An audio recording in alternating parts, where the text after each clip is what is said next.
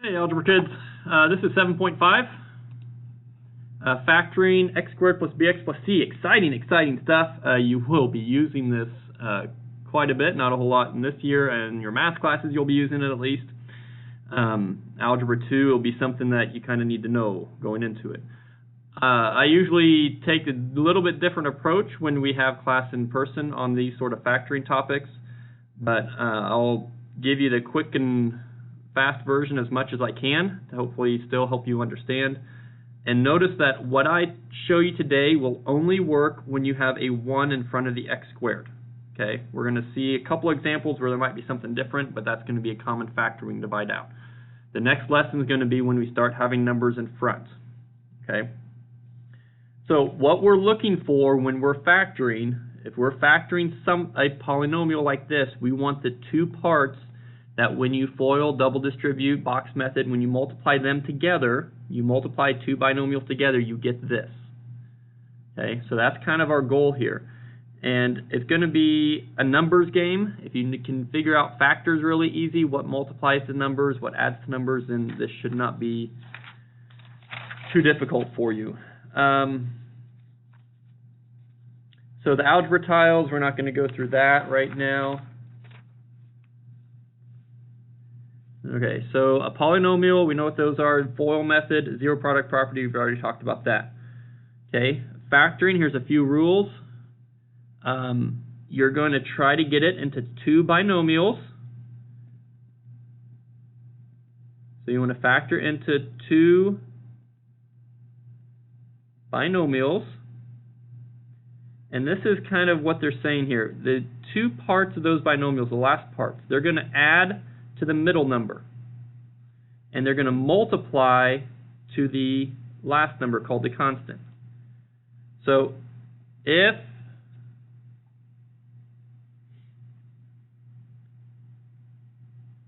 there is a 1 in front of the x squared term called the quadratic term, find two numbers that add to the b value, the b value, that's going to be your x value, and multiply to the c value. That is your constant. Okay. So two numbers that they're going to be adding to this and multiplying to that. So, and they come up with a whole bunch of different rules, and I try to just keep it with that. That's the goal here. Okay? If it's a plus, if the c is positive, p and q must have the same sign as b. Okay? So if c is positive, so you need two numbers that multiply to 5, and this is what you're going to say. I call it the MA method. Multiply to 5 and add to 6. Sorry, rewrite this. Multiply to 5 and add to 6. Multiply to 5, add to 6. MA, M-A. Because sometimes these make you want to call your ma. Mommy, mommy. So those two numbers would be 5 and 1. 5 times 1 is 5. 5 plus 1 is 6. So those are the numbers that will go in the back here. If you multiply this, if you double distribute, you take x times x plus 5 plus 1 times x plus 5, or FOIL it, box method, you'll get x squared plus 5x plus 1x plus 5. So 5 plus 1 add to the 6x, 1 times 5 multiplies to 5. So you get x squared plus 6x plus 5. That's how you check your answer. You multiply it back out, see if you get it. But these are the answers that we're looking for here. So the two numbers that would multiply to 5 and add to negative 6 would be negative 5 and negative 1. So then they're both going to be negative numbers. Okay, if c is negative, then they're going to have different signs, because the two numbers that multiply to a negative, one has to be positive, one has to be negative to get that. So I got about 10 minutes till a staff meeting. Virtual, of course. So what we're doing here, all of these, you won't have, okay. So here, I want to find out, okay, what multiplies What multiplies to 7 and what adds to 8? So what's multiplying to 7 and adding to 8?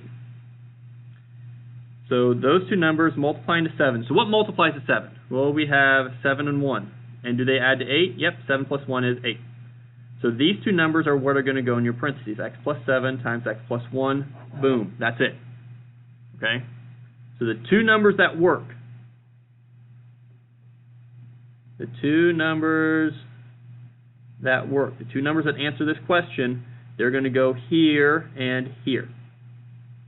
Okay? So this one, what multiplies to 64 and has to add to 16? So what multiplies to 64? Well, we could have 2 and 32. Well, that adds to 34. That's not 16. Okay, we could have 4 and 16. Well, that adds to 20. Okay, you could have 8 and 8. Oh, that adds to 16. So these are the two numbers we want. So I would write x plus, because it's positive 8, x plus 8 times x plus 8. They may want that written as x plus 8 squared. When you have two of the same things, it's that quantity squared.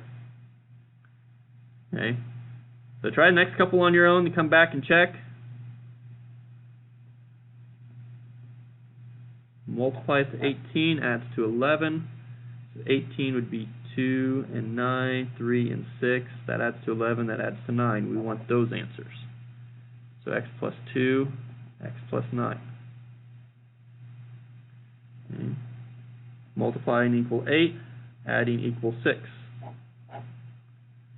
So multiplying to 8, well, we could use 1 and 8, that's 9. We could use 2 and 4, that is 6. So it'd be d plus 2 times d plus 4. Okay. Multiplying has to equal 10, adding has to equal 11. So 10, that could be 2 and 5, that adds to 7. Could be 1 and 10, that adds to 11. So 1 and 10, so that's s plus 1 times s plus 10. Make sure you're using the right variables on your answers. They won't count it right. Okay, what's multiplying to 9, adding to 10? Multiplying to 9, adding to 10. So 9 is 3 and 3, well that adds to 6. 9 is also 1 and 9, that adds to 10. So u plus 1, u plus 9. Okay. Okay, now we get into negative c values. So what multiplies negative 54 and adds to 3? So if it's multiplying to a negative, you have to have one positive and one negative. Okay. So if I do 6 and negative 9, 6 plus negative 9 equals negative 3. I need a positive 3, so this does not work right now.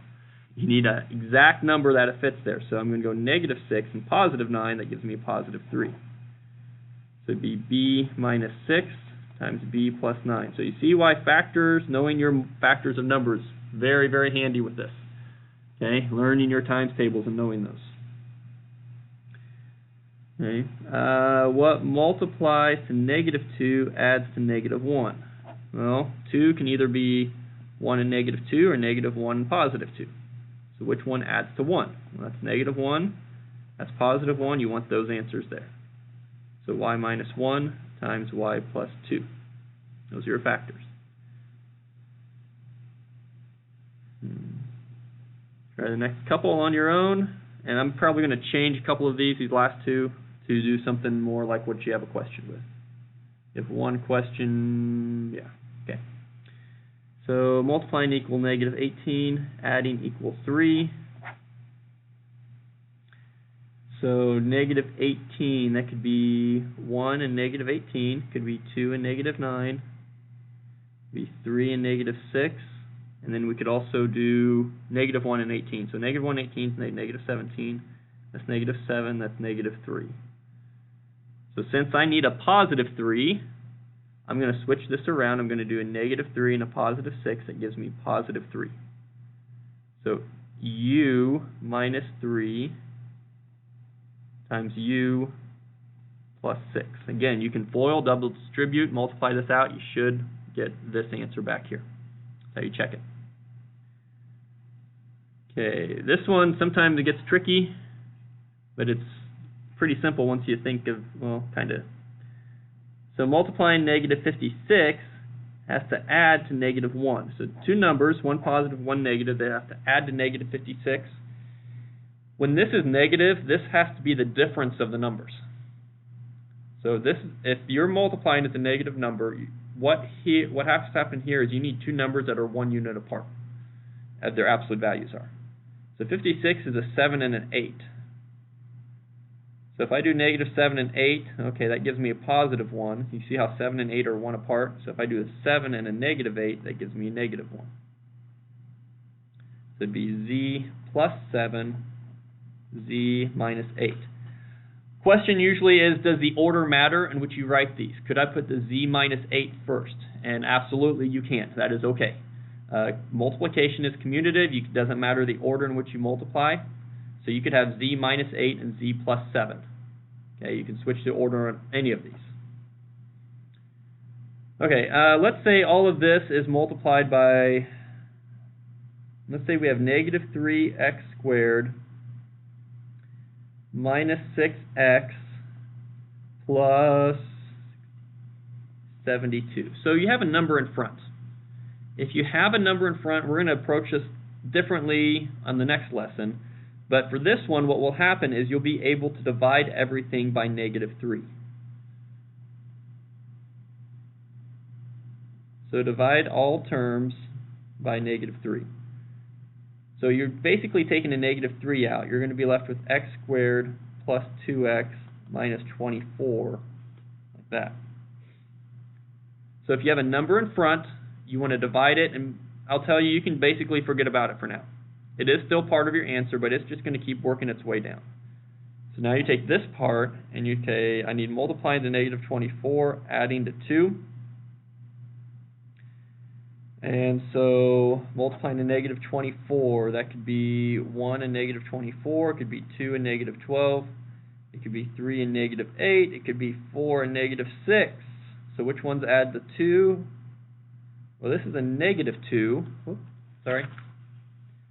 That's a negative 2. I need a positive 2, so I'm going to go, okay, I need a negative 4 and a positive 6. That gives me a positive 2. So your answer would be negative 3. That negative 3 still plays in there. Negative 3 times x minus 4 times x plus 6. That whole thing is your answer. Okay, come back and make sure you look at this example for question 11. Okay, question 11, you'll have to divide. Oh, sorry, you just have to rearrange it. I read that wrong. You'll just have to rearrange it. So what they did on question 11, I'll just bring it over here. You see they put it in a different order. Everything up to here is in standard form. This is not in standard form. So you just have to rearrange it, write it as y squared minus 7y minus 30. Okay. Oops. Oh, where am I going? There we go. Okay, and you get cool and awesome like this, you can start doing these in your head. So f minus 8 times f plus 5, last one. Okay, solving equations, you still factor it, and then you have your two-fisted problems. You have to find out when it equals 0. So you're going to, okay, what multiplies to 40? What adds to negative 13? Okay, it has to be two negative numbers, negative 5 and negative 8, that add to negative 13. So g minus 5 times g minus 8 equals 0. So g minus 5 has to equal 0, or g minus 8 has to equal 0. So g equals 5 or 8. Okay? So now you're going past the factoring step all the way to the solving. This is what we did in 7.4. So what multiplies to 6 adds to negative 5. Okay, that's positive, so it has to be two of the same number. It has to be negative 2, negative 3. That adds to negative 5. So k minus 2 times k minus 3 equals 0. Once you set your two parts equal to 0, you should get k equals 2 and k equals 3. And this is a multiple select. They have about 20 different options on there, and you just have to select the 2. Okay. So I'm going to go through and write the factored forms and the answers. If you have any questions of how I got the answers, please just email me.